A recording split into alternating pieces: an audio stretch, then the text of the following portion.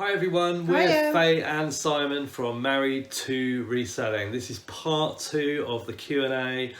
We had so much fun recording the questions and answers in the previous video. We had to turn it into a two-parter because all in one was just way too much. It's a movie. Yeah, exactly. Yeah, you could have watched Lord of the Rings or something in the time. So we hope you enjoy this part 2.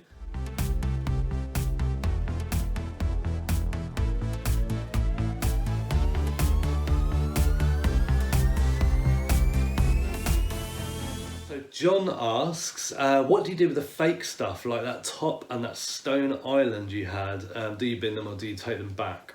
So yeah, in a recent video we had a couple of things that Faye had sort of said, I think these are fake, I'll check them out, and we possibly didn't update you as to whether they were. I think one of them maybe we did. The first thing I should say is that under no circumstances do we want to be selling fake or counterfeit items. Anything that we identify as fake or counterfeit doesn't go on sale. And similarly, charity shops do not want to be selling, nobody wants to be selling fake or counterfeit items, I suppose, unless you're a criminal, then you probably do. So what we do is we don't sell them, and it really depends on the scenario as to whether we take them back or not, in terms of, is the charity shop close or has it got a branch that's close to us that we could do? How much did we spend on it? Ultimately, things just either get put into recycling or they get taken back. If it's a £15 jacket, it's going back to the shop. If it's a £2.50 top, then it's probably getting recycled. Yeah, we've had a few there was 2 Burberry tops recently that I did wonder if they were fake, and I asked the lady in the shop and she said definitely not, because a lot of them know that they're regular donators. But they weren't fake, and I sold them. I did do my research. Sold them both separately to actually people in America. There was, I can't remember the name of the men's top recently. This is the one in the kitchen? Yeah, I identified it as fake and I put it in the kitchen, and it's been in there for about 3 weeks. So, because I couldn't find the receipt to take it back. No, I could find the receipt to take it back, but I'd already cut off the charity shop tag and couldn't put it back on. So why is it still in the kitchen? I don't know. It's going in the bin. It's going in the bin. But then there's other things where I have researched high and low to find out if they're real. I had a North Face jacket a couple of years ago and I wasn't sure if it was real, and I contacted North Face. They asked for the sort of codes on the labels. I described the code, gave them the codes, because if you list something on eBay and it's fake and eBay know about it, they will remove the listing. And if you keep doing it, they will shut your account. And we can't afford that. So I want you to be really careful, because we've been flagged before for listing a fake when it's not a fake. So I was really careful this time. I contacted North Face. They said, yeah, that's this jacket, totally legit. Yeah, go for it. Listed it. eBay still took it down and said it was fake. So I did sell that one on Depop in the end. So you have to be really careful with fakes. If you at all concerned it is fake, don't list it. Yeah. Don't list it. It's not worth it. People do make really convincing fakes. Like, you've only got to go on holiday to Egypt or Turkey and see the markets. When we went to Egypt, we went to Thompson Sensatori, and their shop was selling what they called genuine fakes. I mean, so always be careful as well when you go in a charity shop and there's the the precious cabinets with all their really expensive stuff in, and there might be a mulberry bag in there for £20. May well have come from someone's holiday in Egypt. Yeah. Steve spends a penny. This is definitely one for you. Hi Steve. Well done on the 1k subs, guys. Amazing work. Clap clap. Also, what's your thoughts on mint velvet clothing? I put this one in because it's a bit of a joke, obviously, which is why Steve brought it up. If you watch the channel, if you've been watching for the last month or 2, you'll have heard Faye talking about mint velvet. What I've noticed recently editing the videos, and I noticed it this week, is Faye sort of saying, I'm not picking that up again, I'm not picking that up again. Now, I've not talked to Faye about this actually, so... Have you picked up mint velvet? No. Yeah, I've got I've got secret stash. Yeah, I've got a trailer full out the back. 3 pallets of mint velvet clothing. No, so what I've noticed is we're buying stuff and we're selling stuff for like decent money, but the problem that we had was our buying cost. So one this week, if you watched our latest sales video, you'll have seen Faye holding up a COS top saying, I'm not picking up COS anymore, this sold for £28. Now £28 is a good price to get for something, but the problem is we spent £15 on it. So it's not the COS It is the COS's fault, because I've got a full range of COS clothing that I've spent between £2 and £15 on, and I can't sell it all. That particular item, it's not its fault that I paid a lot of money for it, but it was brand new with tax. Yeah, sure. However, okay, yeah. mint velvet and COS is kind of a quite a unique style, and I think maybe it's more European. There is a COS Facebook page for people to sell their COS items on, but it involves international postage because a lot of the buyers are in Europe. So I'm not even bothering with that. But I can't shift COS on Vinted for £8. Really? Yeah, I'm trying. Mint velvet, I have got like the same 8 to 10 mint velvet items that I have put on the mint velvet Facebook group, which is run by a reseller, by the way, a great group. I have listed them individually multiple times. I have done a group listing saying big mint velvet clear out. These are my mint velvet items, this size, this price, this size, this price. I didn't sell any of it. I cannot shift it. So I think maybe we're saying like we're cursed for these brands, because obviously that mint velvet group's got something like 14 or 16,000 members and selling all the time. Yeah. So it's not that mint velvet's not selling, it's that we have a problem selling mint velvet. And it's a mint velvet and hush group actually. And interestingly, I had a hush sweatshirt, and it was a really nice sweatshirt. Paid £9 for it, and I was shopping on my own, but it was a great sweatshirt, the holiday mode. Yeah, it said holiday mode on it. Even Shopping with Sophie said that's going to sell straight away. Was it Shopping with Sophie? Yeah, and I actually it was Shopping with Sophie, and I got it in a town where I've shopped with Shopping with Sophie before, and if I hadn't have picked it up that day, if she'd been with me, she would have, I'm like 100% guarantee that Sophie would have picked it up. And I said, Sophie, I can't sell this. And she said, I can't believe it, put it on the Facebook group. And I did repeatedly, and it just wouldn't go. If it was my size, I would have kept it. It was my kind of jumper. It was you. It was, perfect for you. So yeah. Faye's on holiday mode from the moment she wakes up. How very dare you? But when I'm on holiday, I get up earlier than I do when I'm not on holiday. And you're like, for God's sake, why do we have to get up now? I thought we were having a rest. Yeah. No, I brought breakfast. I want to go out in the sunshine. So yeah, mint velvet. I'm not really going to pick it up unless it was £1 maybe, and I could take 15 for it. I'll pick up the biker jeans, like decent jeans. But a lot of these star print bits and bobs, star print shirts, star print jumpers, sorry Sophie, I know you told me how to say it, but hoogie, huggy, whatever it is, that sort of label of mint velvet, I can't. So next time I'm shopping with Sophie or Kez online, and I find mint velvet at a decent price, I will hand it to them in the charity shop and say, you buy that, I don't want it. 2 years ago, coming up to 2 years ago, we helped organise a reseller meetup, and it was a really great day, really great fun. Maybe we'll do another one this year. But we organised it with Sophie, and Sophie decided that everyone that come into the meetup should bring an item that they've been stuck with that they cannot sell, and we did a massive swap, didn't we? Yeah. So someone would end up with your thing, you'd end up with someone else's thing, and the sort of the fun bit was like who can sell it quick. And if we do a meetup, I might organise that sort of activity again and take any mint velvet that I've got left, and they can have it all. There you go, Steve. Hope that answered your question. One Small Step asks, are you worried about being ripped off on Vinted?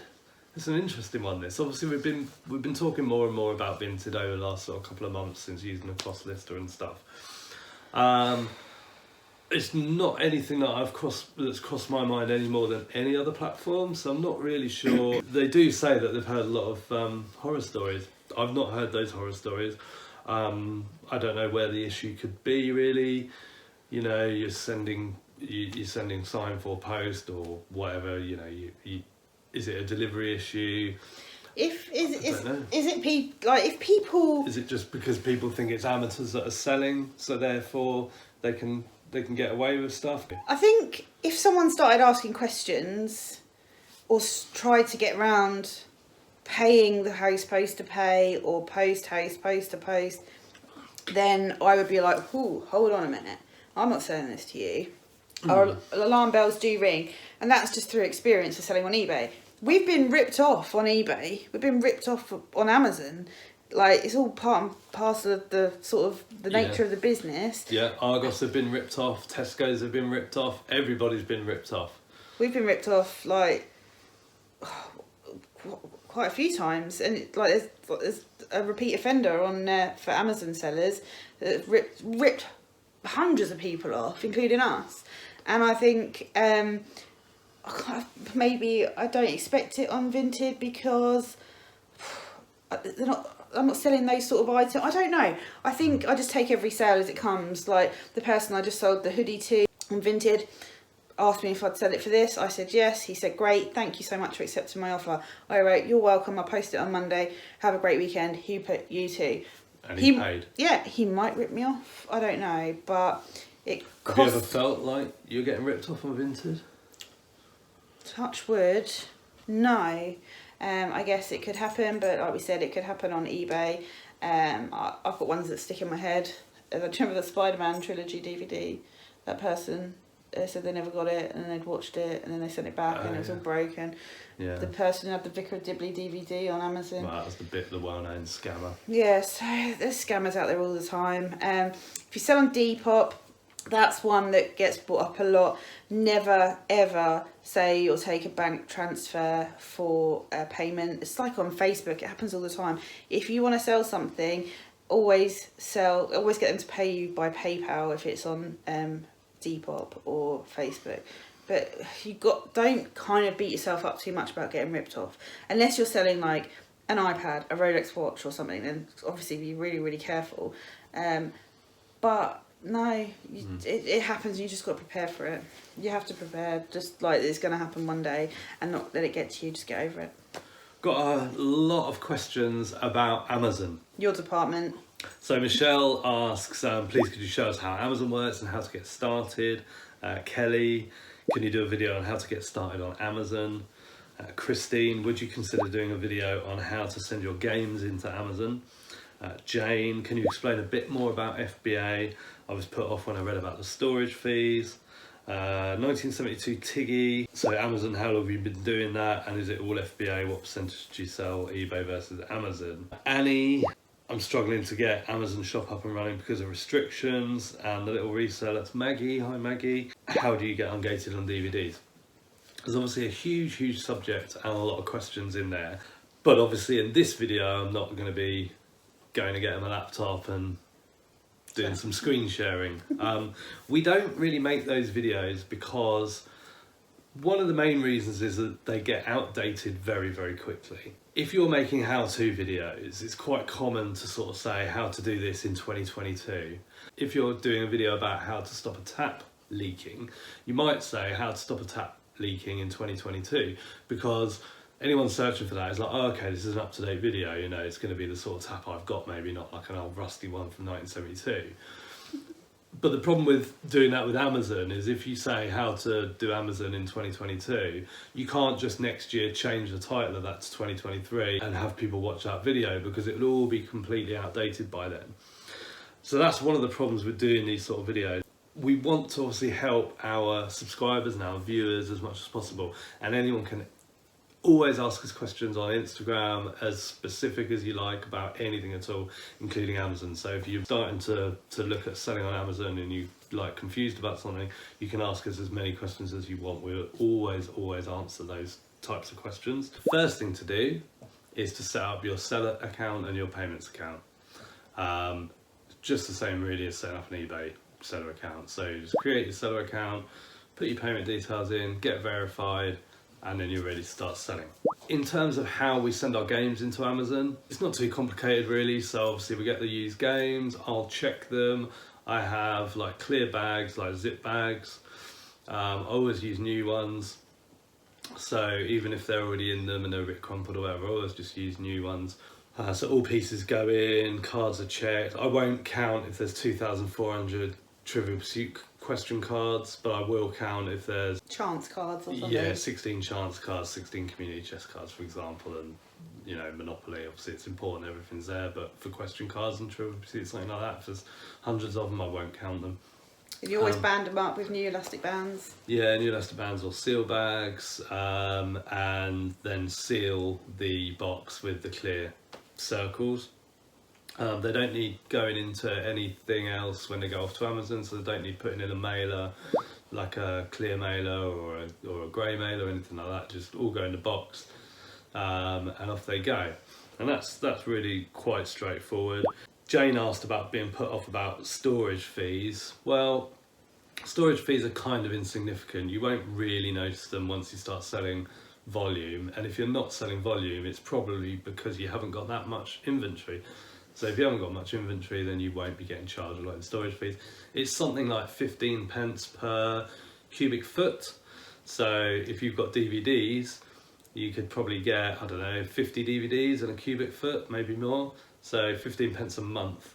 And during Q4, so October, November, December, that charge goes up a little bit. Whether you're storing it in an Amazon warehouse or storing it at home, there's always a cost involved. If you're taking over a part of your spare room, you know, either through your mortgage or your rent, you're paying for that space. It's really nothing to worry about. You just got to think about the big picture and get on board. Been selling on FBA as a couple for what, 4 or 5 years? How long ago did we get married? 5 years. It's 5 years this year. Yeah, so that's how long we've been doing that for, and as we mentioned earlier, we've got a lot of sort of previous experience. Percentage, well, is it all FBA? No, it's not, but probably 95% of it is FBA. What I won't tend to send into FBA is a really expensive item. So if I've got some collectible book for £500 and I'm the only one with it, I'm probably not going to send it to FBA because it's a little bit too risky. If they lose it, they're not going to pay me £500 for it. And also, when you sell on Amazon using FBA, Amazon deals with all the customer service, which means that if the customer wants to return the item for any reason, Amazon won't ask any questions, they'll just take it back. Whereas if you've sold it in yourself and you get a return request, you can see the reason for that and you can often work it out with the customer. So you don't get that opportunity with FBA, it's just all dealt with automatically. I feel like it's easy for me to think about because I've been doing it for so long, and I do see how it could be daunting if you're new, but you just got to get started and like learn the processes and work out how it works, and you'll be fine. What percentage do you sell eBay versus Amazon? So that varies through the year. Some years it's way more on Amazon, some years it's way more on eBay for whatever reason. 2 years ago we were huge on bundling on Amazon. Depends, sometimes we'll both be listing on eBay. I don't tend to list on Amazon anymore, I used to. Books all my time's on eBay. Annie asked about struggling to get up and running on Amazon because of restrictions. So obviously you've got to build your trust with any platform. So when you start on eBay, they restrict the number of items that you can list, and you have to get some sales history before they'll increase that, or have a chat with them and kind of, you know, work it out with them. Amazon's kind of the same, but they sort of do it by categories. So at first you'll be restricted in a lot of categories. It shouldn't put you off. Get into books, get into, I think pets are quite an easy one to get into. I think grocery, they sort of lifted a lot of the restrictions because they were kind of struggling a little bit with grocery. So I'm talking about, you know, it could be anything from biscuits to sweets to tea, coffee, whatever. But Amazon weren't performing as they wanted to, so they kind of made the barrier for entry a bit easier, and they dropped the fees and all that sort of stuff. But yeah, in terms of, you know, any advice, I would just say just whatever category you can sell in. So if it's books, which everyone can sell in to start with, start there and hit it hard. And as your sales history gathered, proving to Amazon that you can handle your account, you'll start ungating. You'll start getting ungated in stuff. They won't tell you. You just got to, you know, have a bunch of barcodes, for example, ready. So if you one day you try and sell a Ravensburger puzzle and it says you're restricted, just put that barcode in a spreadsheet and try it again in 2 months. And just do that across a few, whenever you find something you're restricted in, just keep a note of that barcode and try again later, in your office or whatever. And then you'll be like, oh, I can sell Ravensburger now, I'll go out sourcing for Ravensburger. It is time. I mean, we can sell all sorts of things. We can sell like all the sports brands, Nike, Adidas, Skechers. We're ungated in all of those. The one thing we're not ungated in is music. Yeah, I was going to come to that actually, because Maggie asked about DVDs. So DVDs is one of those categories that Amazon has restricted quite a bit, various reasons for that. One of them being the diminishing market of DVDs. They don't want to just throw a load of sellers into DVDs because, the demand is dropping in DVDs. Massively. And music is a category that they just basically gated. We can't get ungated. There's 2 ways of getting ungated. You either get auto ungated, so when you try and sell something on Amazon, if it says it's restricted, there's a button that says like apply to sell, click that, and it'll think about it for a second, and it'll either say, yeah, you're approved, or no, you need to supply invoices. If it asks for invoices, then you just got to follow that instruction. So for example, if you want to start selling Lego, then you need to go to a distributor of Lego, official distributor of Lego, buy 10 or more, and then try and sell them on Amazon. When it asks for the invoice and you got the invoice, you supply it to them, and you should get ungated. But follow the instructions that they give you clearly. To the letter. Yeah. So people take photos of invoices where half the invoice is missing, or your business address doesn't match exactly. Or it's out of date by 2 days, because they're very strict on the time period that the invoice has got to be dated within. Yeah. So that's really the sort of best advice in this video that I can give. But as we said already, specific questions, just send them over to us. With DVDs, we've always been able to sell DVDs, haven't we? Yes, we're ungated in DVDs because we always have been, and a few years ago a number of sellers got restricted when they had been able to sell them before. And I think the reason we weren't was just because at that time our mix was quite high. We were selling quite a lot of DVDs. We used to we'd go sourcing on a Saturday, like to our town, and we'd be gone 9 till 5, wouldn't we? We'd say maybe go in 20 trousers, and we would come home and we could have 100 DVDs to sell that we'd picked up, and that has gone down so much in the past few years because the demand's just not there. But we were finding great DVDs to sell. We'd have piles of them on the desk, wouldn't we? 3 or 4 deep. Yes, there's less demand, but the supply is still there. So what's happening is, instead of 10 sellers trying to sell their Donnie Darko DVD, brand new and sealed, there's now 30 of them because no one's buying it, but everyone's still got all that stock. Faye got hold of an inventory from Music Magpie a few weeks ago. Incredible, the numbers that they've got of the titles. I don't know if you've actually had a look. I have looked. We haven't discussed it. We haven't talked about it. Because you can buy in bulk. Resellers can buy from Music Magpie to resell. Yeah, and if you get hold of that stock sheet, I mean, it just goes on and on and on. I filtered it high to low by quantity that they've got. It's incredible the amount. I'm trying to remember the one they had the most of, because that's why I was looking. I was like, oh, what have they got the most of? And it's exactly what you'd expect. It'd be like Jurassic Park or something. Donnie Darko is a classic though, as in classic in all trousers. Yeah, and nobody wants it. No, not worth it. Joe has said, nice haul, interesting about the Wentworth jigsaws. How common is it that a used jigsaw has missing pieces? So Wentworth puzzles, love them, love doing them, love selling them, but they are rare in the wild. And when I say wild, I mean charity shops and car boots. Found 2 recently. It's probably why someone's asked, why you've asked this question, Joe. But it can be quite common for a jigsaw to have missing pieces, because if you think about if you do a jigsaw and you finish and you scoop it all up and put it in a box, it's so easy for one to fall on the floor, or for the dog to walk past and swish it with his tail and one gets under the sofa. You can always sell them without counting them, but you have to declare that you've not counted them. Warn the customer that it might not be complete. I like doing jigsaws, so I tend to have one on the go quite regularly. I haven't at the moment because of the pallet Small stock. amount of clothes that we've got. Yeah. So if we buy one and it's a good one, I'll be like, oh, I'll do that one. If you buy 10 puzzles from a charity shop, I would say And obviously it varies.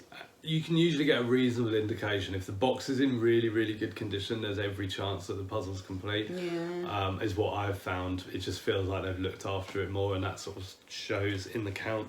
If I donated all my puzzles, they'd all be complete. Yeah.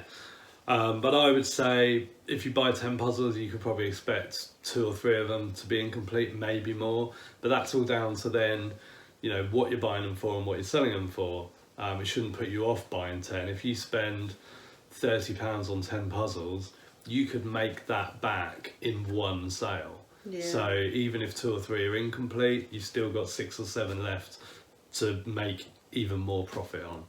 What's interesting about the kids puzzles as well, obviously kids puzzles, the pieces are bigger and they're easier to count for 20, 30 pieces. And some of those kids puzzles, like the Octonauts ones, some of the Paw Patrol ones, like the Disney Princess ones, there can be money in those. Yeah. And they're going to take seconds to count when you're watching TV. So also it's worth noting, Gibson's jigsaw puzzles, when they're sold brand new at garden centres, toy shops or whatever, they don't have cellophane around the boxes anymore to be more environmentally friendly.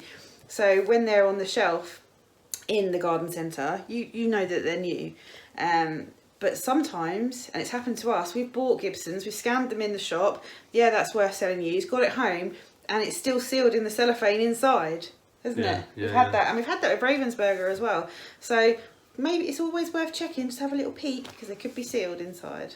That's always a bonus when you buy a used puzzle and you open it up and it's not actually been done. It's amazing. Anthony asks, do you check the jigsaws yourself? Any tips on counting those with large piece numbers? So yeah, as Faye just said, she does some, but probably 1 in 20 fail do that we buy. I always do the Wentworth because I enjoy the challenge because they're hard. Tips, if we're counting a 1,000-piece puzzle, I count them in piles of 50.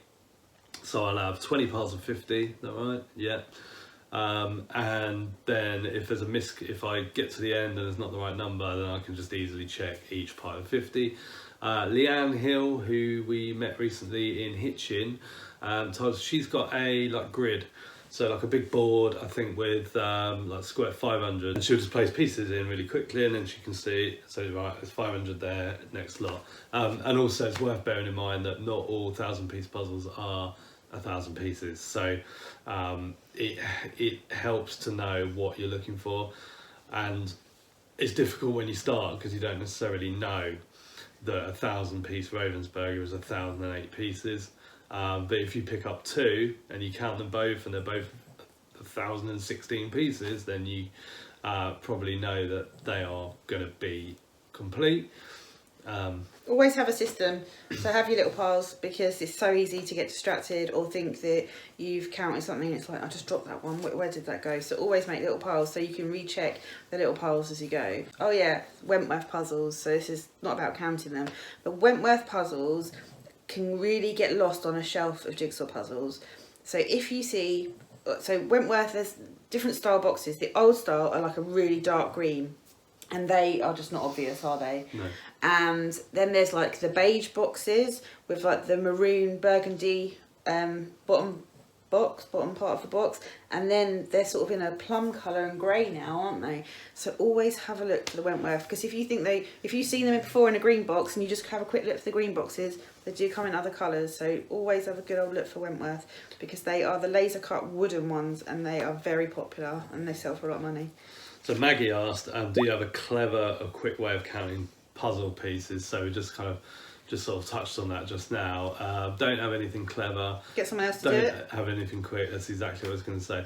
Best use of your time, Maggie, will be to find a family friend with kids or whatever and get them to count them for you.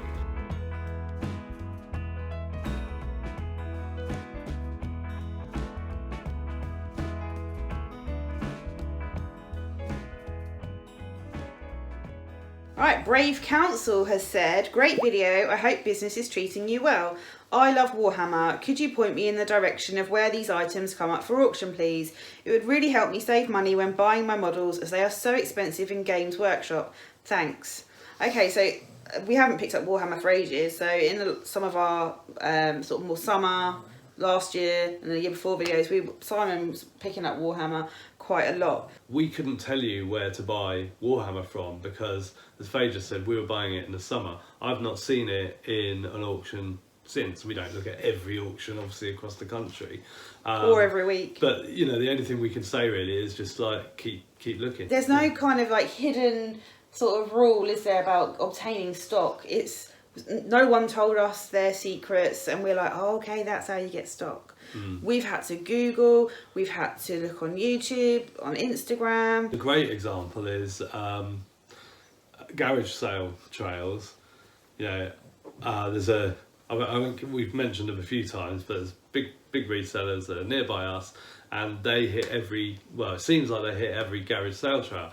And I'll be like, oh, I've just watched another video. I'll say to Faye, I've just watched another video about a garage sale trail. And because they're near us, we're like, oh, how do they know about all these? And it's pure hard work. It's because they've joined all the local community groups on Facebook and are looking out for garage sale trails and probably got alerts and all the rest of it. Google alerts, yeah.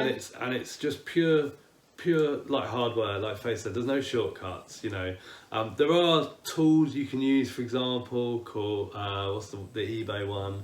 Bid Kit, which will like point you in the direction of auctions that are ending soon on eBay that are low bids or whatever. Or you can save a search on eBay. Yeah, so you know that sort of information isn't secret. It's all out there. Lots of people talk about it on Instagram. Lots of people talk about it on YouTube. But yeah, we wouldn't sort of say, oh, a week next Tuesday there's a great Warhammer lot coming up at this particular auction in this particular county. Up north or wherever, you should go for it. You know, I hope you understand. We're in competition with people all the time, and it's healthy competition. The whole reason that we do YouTube videos, you know, this is quite a contentious issue with various people as to why people share stuff on YouTube or on Instagram or on Facebook or anywhere else about reselling. That is the reselling is this like big secret that like don't tell everyone because everyone will be doing it. The fact is, out of 100 people that watch a reselling video, 10 people might think that looks like a good idea or give it a try, and out of those 10 people, only 1 or 2 will actually see it through and be successful. Everyone else will give up. It's hard work. It's not easy money. However, it gives you back what you put in, and we work really hard, so we get rewarded for our hard work.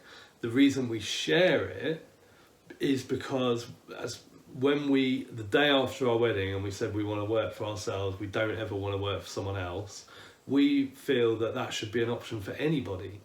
And this is one way, as well as like investing in crypto or property or whatever it is, you know, all other things that people do, setting up an Airbnb or a cafe or anything else.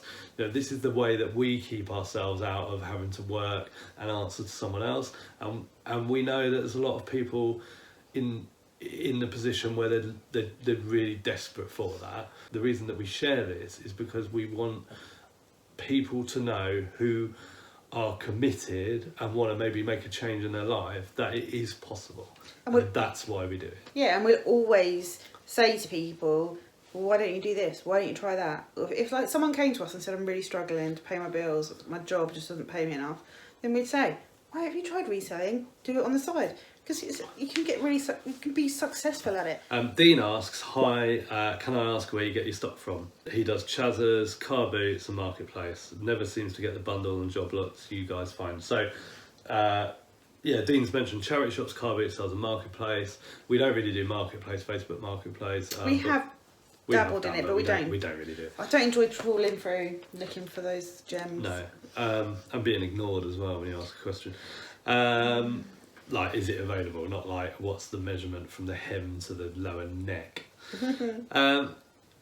Yeah, so the other thing is auctions, obviously, which we've talked about already. So that's where we get our stock from. We have bought in bulk from other places. We bought in bulk from garage sale trails. Yes, we have, yeah. We have bought in bulk from charity shops. Yeah, we've bought in bulk from supermarkets. Yes, we have. And high street chemists.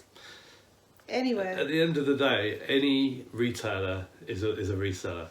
John Lewis are buying their stock from somewhere else and reselling it. We've bought stock from We're John Lewis, resellers just the same. haven't we? Yeah. We've bought stock from high street shops, shopping centres, you name it. Yeah. We've done it. Marie says, hi, thanks for your videos. I really enjoy them. A couple of videos ago, you mentioned about explaining about selling on Etsy. Something I've been thinking of doing. Do you still plan to do this? Have a good Hogmanay, Marie.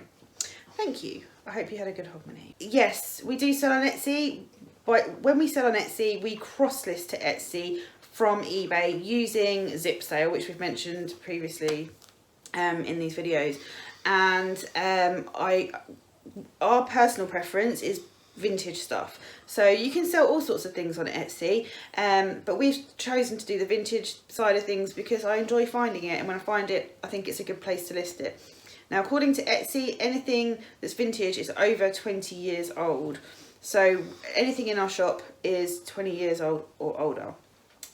So when I choose my stock from eBay to send over to Zipsale, I cross-list it that way, and we started doing it properly, was it maybe October?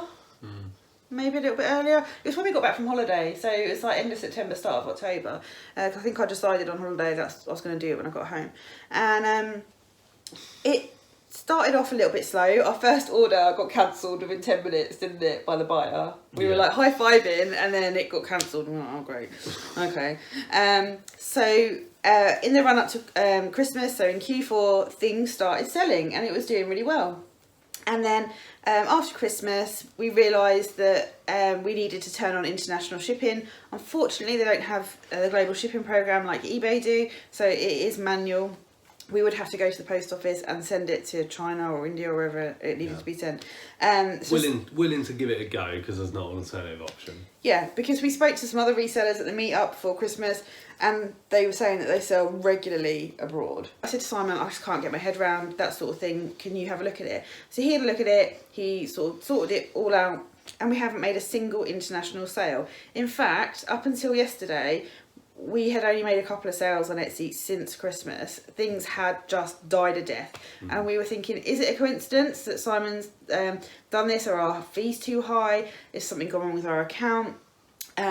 Or, yeah, is it just that it was a great quarter four and just everything dies off in the new year? I think it's more likely something's happened. We did sell something yesterday to a UK buyer, but I think... I haven't sourced recently, really. I think it's down to not coincidence, but I think it's down to that we sort of started getting a bit carried away with like the Christmas sales, thinking, oh, this is great, and then like the New Year's come, because we're still getting stuff favorited all the time. People are doing all of that. People can see our listings. I've been on.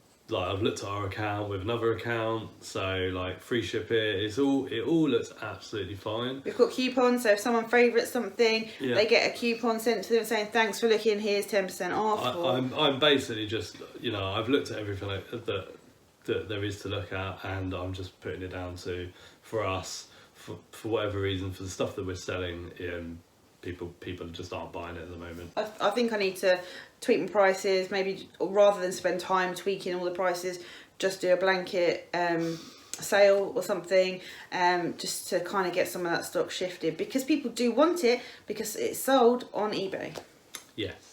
A couple of things to international buyers. I think once these pallet items are listed and I've kind of got on top of that, we'll be outsourcing again, and I can source interesting stuff for Etsy. The question we get asked most regularly is, what is the name of our eBay store? Now, we don't choose to publish that. It's not because it's a secret. If you watch our haul videos, it's very easy to find. We just don't publish the link because sending traffic to our pages without purchases is detrimental to the conversion rate. So as I said, you can find our shop pretty easily, and if you want to message us over on Instagram, we'll happily send you the link. We may change in the future, we may add it, but at the moment we just don't share it publicly. Now, if you're only here for reselling content, we finished those questions. We've got a few more questions coming up, but they're not reseller related. So if you're planning on switching off or moving on, thanks ever so much for making it this far through the video. Thanks for watching. Please give us a like on the video if you liked it. We really appreciate it. For everyone that's sticking around, we've got a great question from Sarah. We'd love to answer. Sarah asked, lots of good questions in here. I'd be interested to know about phase lupus, as it's something I know very little about and always keen to learn, especially about invisible illnesses. I'd also love to know more about your wedding day, and any info about your gorgeous doggies would be a bonus. Faye was diagnosed with lupus because there was sort of things going on, health things going on, and she really sort of needed to get to the bottom of it. And it took a long time to get that diagnosis. She got diagnosed with just about everything along the way. Sort of incorrectly really. Oh, we don't know what it is, so we'll just say it's this. And then Faye did a lot of research herself and was like, no, it's not that, it's not that, it's not that. And I think actually you sort of almost self-diagnosed, I think. And in terms of like what lupus is, there's like different versions of it. It's not really an invisible illness. I wouldn't say. Not for me. No, but no, I don't think it's known as an invisible illness. It's a condition that can affect your skin and your organs, and there's sort of different varying ones. Phase 1 sort of affects her skin, so there's like a sort of telltale butterfly rash, so you kind of have a rash here. That's what, if I've got a red nose, it's not because I'm a boozer, it's my lupus. Yeah, and you sort of get like a sort of chest rash and stuff like that. But generally, like, it's been medicated, it's way more under control than it was. Like, there's sort of side effects to look out for, but yeah, generally, like, Faye's version of lupus is not sort of anywhere as near serious as other versions of lupus. Thank goodness. I suppose is the thing to say. And I get tested all the time. But let's just say, if my lupus wasn't in a good place, I probably wouldn't do YouTube videos, because it makes me very self-conscious, because it's worst. I had it all over my face, I had it all over my neck, my back, and it was only through having a skin biopsy done on my back just before my sister's wedding, actually, when I was bridesmaid, that they tested my skin and found out that I had lupus. And luckily enough, at my sister's wedding, she had a great makeup artist who covered it all up. It was very painful, so I have to be very careful in the sun. I mean, we've been on holiday and I called it my Keith Lemon bandage. I've had like just because my skin gets so sore and I'm not near a doctor, I've just wrapped myself in a bandage. I suffer with sore joints, but I'm tested all the time and I'm on good medication, so I'm very lucky that I got here, but it took a very long time. So we got married in Portugal. Obviously everyone would say it was their wedding day is the best day of their lives. Ours, for us, obviously, well, for me, I have to ask Faye, Yeah. It truly was. We had sort of a small party of just about 50 people. We got married in a villa. We sort of stayed in the villa with some close friends. We were there for a week. Weather was fantastic. We drove down there. We did a week to get down to Portugal, and then we did a 3-week road trip through. Where did we go? We went to France. Went to San Sebastian. Spain. San Sebastian in Spain, which was amazing. Lisbon, which we spent one night in, but we loved it. Then we were in the Algarve for our wedding for a week. Then we drove, we had a mini moon in Provence that we went to via the ski place. Andorra.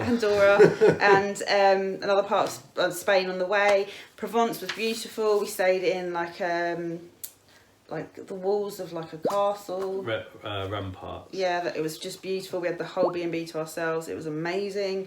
And we went to Les UK on the way home as well. We did so many thousands of miles. We had the best time in Portugal. And funnily enough, when we chose to get married in Portugal, we'd never been before. when Simon and I had met a couple of times before we actually got together, and when we did get together, the first night we sort of hung out, we actually spoke about getting married. That's like so weird for some people to probably hear, but we did, and we said we wanted to get married abroad. And I think like my mum was a little bit disappointed when I told her we were getting married in Portugal. I think she had high hopes for like Antigua or something like that. Caribbean. Yeah. More practical to have it closer to home because more people would come. And so we did a couple of recce little weekends away in the Algarve because you chose the Algarve because you did some research, and it was one of the easiest countries for British people to get married in abroad. Without having to live there for 30 days or having blood tests, all this other stuff that you have to do in other having countries. to get married first at the registry office at home before you go. We officially, legally got married in Portuguese. In Portuguese, yeah, and they read your passport numbers out in the ceremony, and it makes everyone laugh. But we had a fantastic time, and so many people just said to us for months, even years after, that it was the best wedding they'd ever been to.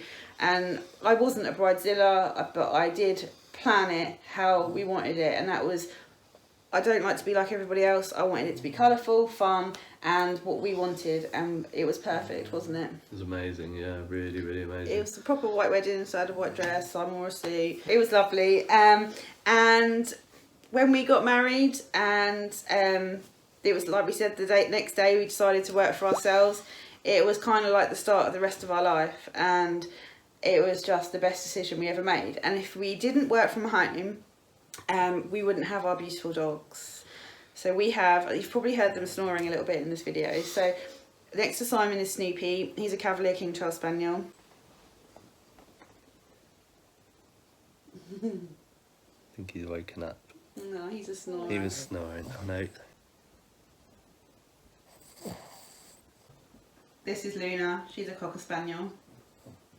I grew up having Cavalier King Charles Spaniels. We had two over the years growing up, and you came from a family that had like a Springer cross, didn't you? And probably on that night that we first hung out and said we wanted to get married abroad, we probably said that we wanted to get a dog. We wanted 3 dogs. We wanted Lloyd, Harry and Mary. Do you know what film that's from? If you recognise that, yeah, if you recognise those names, Lloyd, Harry and Mary, pop it in the comments. Yeah. Lloyd was going to be a Springer. Harry was going to be a King Charles, and Mary was going to be a sausage dog. That was our dreams 12 year ago, like, chat over some vodka. So yeah, I always knew that I wanted a Cavalier King Charles Spaniel. Just after we got married and we got home, well, before we got married actually, I signed up to Borrow My Doggy. It's a website where you can borrow people's dogs. Have you heard of it?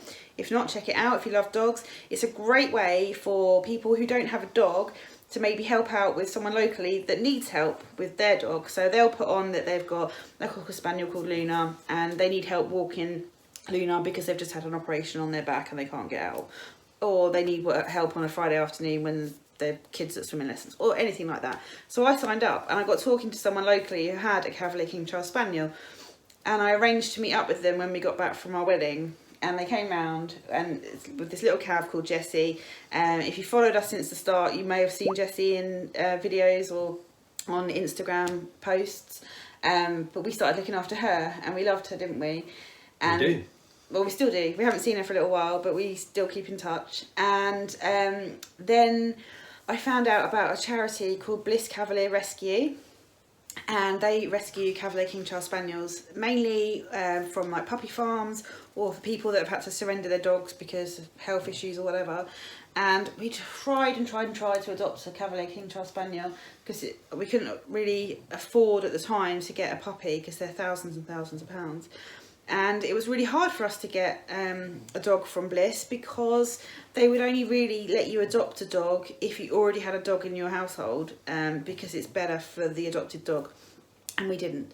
So I was on their Facebook all the time, and these 2 lovely dogs came up called Snoopy and Luna, and I expressed some interest along with like 1,000 other people, and got told no, they've been adopted, and was really disappointed. And then we went on holiday. We went away for a month to Europe for a friend's wedding, but sort of did a road trip around it.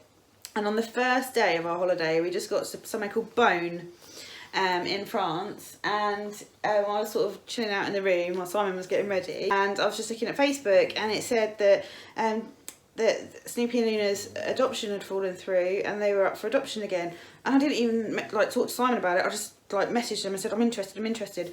Sent them an email straight away. And within 2 hours I was on the phone to their foster parent, a lovely lady called Sandra.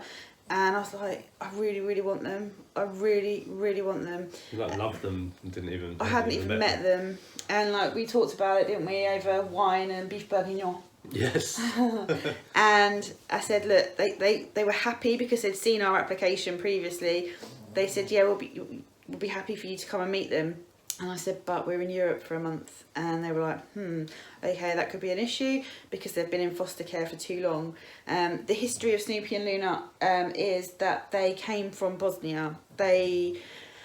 Snoopy was a street dog, survived by himself, he was tiny, and Luna was on a gypsy camp and she'd been bred like puppy farm style. And they got rescued en masse with a load of other dogs by a Bosnian lady, and they got brought to the UK all together, and they turned up in a right state. So Sandra nursed them and looked after them and made So they get all their vaccinations and everything, they'll get a clean bill of health when they enter the UK. Yeah, and then when the charity makes sure, the charity UK based up in Yorkshire, and they make sure that they're spayed and neutered and all that and brought back to health. If they can't be brought back to like perfect health, then they're in forever foster homes with like experts. But once they're like fit and healthy, they get adopted, and they're very specific about who can adopt them. So when I said that we were away for a month, they said, okay, that could be a problem. We'll have to talk to the foster mum. And they called me back an hour later and said, Sandra's willing to look after them until you can get home. So it was the first day of our holiday in Bone, which is like, relates to a dog, doggy Bone. Yeah. And we were so excited. And we came home from our holiday a few days early because there was a massive heat wave and we were camping for some of it and it was just so hot. But we were due to have a house inspection. Our adoption could only go through if we passed the inspection. So if our garden was like secure, if we weren't living in just a pigsty, our house had to be safe. Because we'd been away for a month, the grass was up here, wasn't it? We were just like, oh my God, it's a good job we came home early. And we got the whole house ready. We got cakes and drinks and everything for the person. And they just said, yeah, fine. And that was on the Sunday. And then the Wednesday we drove to the foster mum in Lincolnshire and met them and brought them home. You can probably hear he's snoring. And Snoopy was so tiny and he was so timid, and you spent time with him in Sandra's hallway, didn't you? He was just like by the front door, just sort of being very gentle. Yeah, yeah. Luna was a loony. She was running around the lounge, knocking everything over. It was like they knew that we were there for them because she had other dogs there as well. But they knew that we were there for them, and we fell in love and brought them home. If you like dogs and you want to support a charity, look no further than Bliss Cavalier Rescue. They do absolutely amazing work. They struggle, obviously, and they've particularly struggled over the last couple of years for donations. They do raffles, so you can go on their Facebook page and put a prize up, and members of the Facebook page will bid, and then you just post it to them and you pay postage. So any bits you got lying around, we do that quite regularly. We donate when we can. They're an amazing charity. I've put the picture up, I've put the group up, so have a look, check them out, support them if you can. They do like £1 Fridays and raffles as well, so like sometimes they do meat raffles and the prizes are really good. They do all sorts of things, and you just pay £1, and they say if everyone who liked their page just donated £1, they would be sorted, because Cavalier King Charles Spaniels especially have a lot of historical health issues, so some of the dogs they get in are quite poorly. We have very healthy doggies and we are so lucky, and the reason we got both of them is because they bonded in foster care, and you had to take them both. So we didn't hesitate, and they are the best thing that ever happened to us, really, aren't they? Yeah. I went down to stay with my friend and I thought about them all the time. I looked at photos of them. I showed my friend photos of them. I spoke about them. There was even an ornamental dog next to me by the fire in the pub, and I was like, oh, it's like Snoopy, and I was stroking it. So you've made it to the end. Hopefully you already watched part 1. This was part 2, as you probably worked out when you started watching the video. But we'll link part 1 at the end of this video just in case you didn't catch it. Have some of your questions gone unanswered? Have you got things that you're desperate to ask us that we haven't touched upon? Do you want to know what shoe size Simon is? Do you want to know like what my favourite cheese is? Or what Snoopy eats? Yeah. What do you want to know? How we met? What our favourite thing to sell is? Anything. We're happy to do another video like this. We've enjoyed doing it. So yeah, feel free to ask a question whenever you want. Obviously, if you really need help with something, just send us a message over on Instagram and we'll answer there. But if you've got a sort of question that you want us to touch upon in a video, then just please let us know. Thanks very much for watching. We hope you enjoyed it. Thanks for all your contributions. Thanks so much. Bye for now. Bye.